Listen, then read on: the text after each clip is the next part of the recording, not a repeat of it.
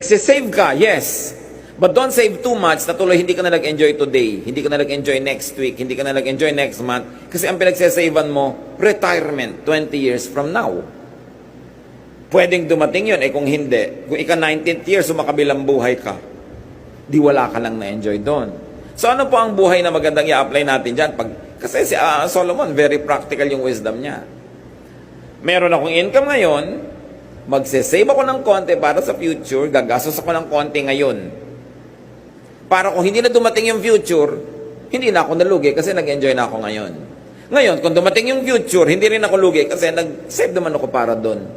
Kailangan, everyday meron kang kasiyahan, meron kang pang isang linggo, na kasiyahan na once a week, ina-enjoy mo yun. Merong once a month, merong once a year. Pero hindi yung puro hirap, iniipon mo lang lahat yung saya mo sa dulo. Kailangan a little of everything.